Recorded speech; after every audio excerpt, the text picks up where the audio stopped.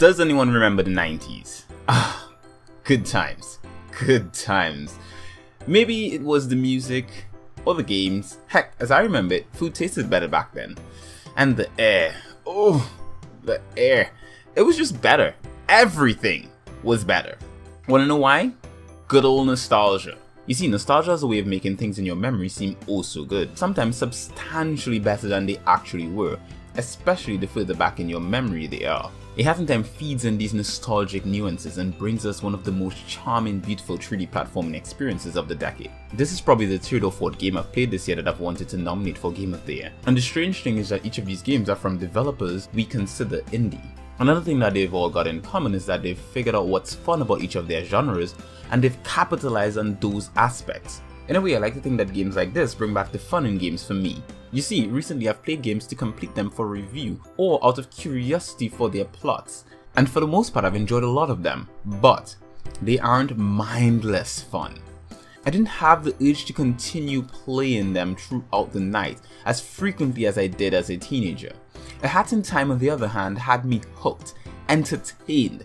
Its mindless fun reminded me of a simpler time when I didn't have responsibilities and I could sit and play video games all day long without a care in the world. Now, I could end the review here, call the game perfect, tell you to get it if you miss classics like Mario Sunshine and all that other blabbity bloobs. However, I'll be doing you a disservice if I did that. So, here's the other details about the game. In A Hat in Time, you play as a little girl who happens to be in a spaceship filled with hourglasses that control time. In the beginning and for the most of it, nothing is known about our little rascal of a character.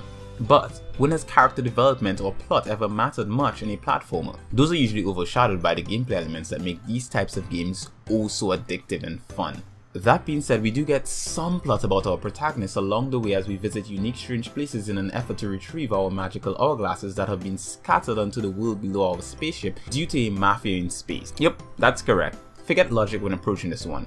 It's all unrealistic, wacky fun, and I love it. A little suggestion from me to you is to talk to everyone you come across on your adventures. By doing this, you get to experience just how hilarious and charming this game truly is.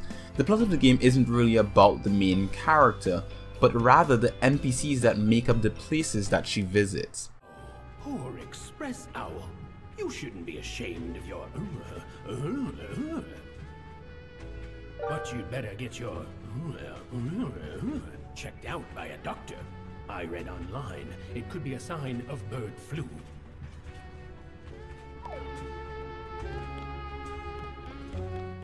It should also be noted that you're able to do a lot more than just talk to NPCs for hilarious banter. What's more is that you get to explore some beautiful locales using platforming mechanics that have been perfected over the years by greats like the 3D Mario platforming series of games, my personal favorite of which is Mario Sunshine. In this game, you control the main character in a similar manner as you would in a 3D Mario game. A makes your character jump while X makes her attack. However, what makes her different from Mario is that she's able to use different headwear and badges to give herself abilities, like mixing concoctions to blow up boxes, or manifesting a wicked scooter because walking and running is just for losers. Oh, and can I just say I love the camera badge. I love it.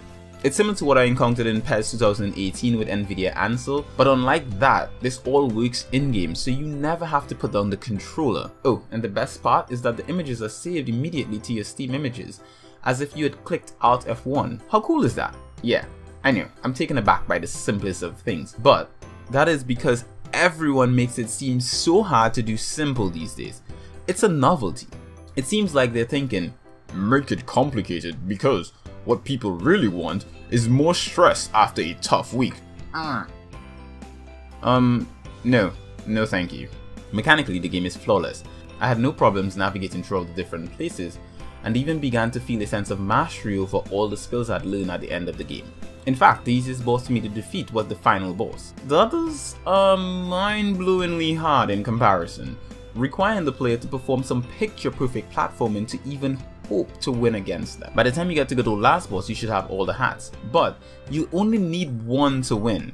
I won't spoil what that is, but you'll know once you get there. Graphically, the game is beautiful. There is no other word to describe it. On my review setup, I had it run at full graphics settings while recording 60 frames per second 1080p. And in my time with it, I noticed no bugs. And the music and sound effects along with my 17 hours of adventuring was very pleasant. I looked forward to every time my character teased the Mafia as she ran past them, and I liked that the intros to stages sounded oh so similar to the aforementioned Mario Sunshine.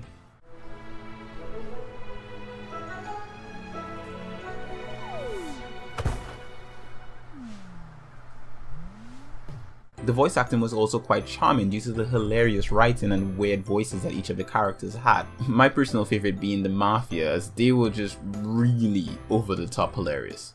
Mafia see girl in red. Girls say Mafia bad and try attack, but Mafia throw her into ocean. Mafia laugh at angry wet girl. So, with all that I've had to say so far about this game, here's my final verdict. This year, I thought I'd be playing hours upon hours of Mass Effect Andromeda, Persona 5, Uncharted, you know, the games we consider AAA titles with every cent of their price tags. And, in a way, I have done just that. I have played hours upon hours of those games, and I've enjoyed them, but though they're all spectacular games, they lack something fundamental that a Hat in Time has in spades: a fun factor. Now, the thing about fun factor is that it's fairly subjective. We don't all find the same things fun, and even for the things that multiple individuals find fun, there are varying levels of fun that we each have with those things.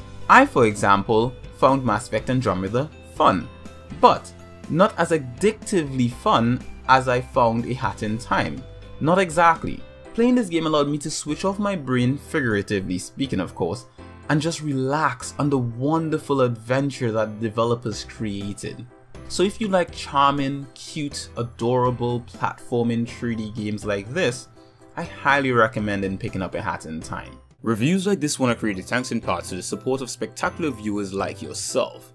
To make sure you don't miss out on anything we do, like, subscribe and hit the bell icon. If you wish to support us even further, you can subscribe to our other channels, the podcast That Beautiful Life, use our Amazon affiliate links, or donate to our Patreon. Links to all are in the description below, and I'll see you guys in the next one.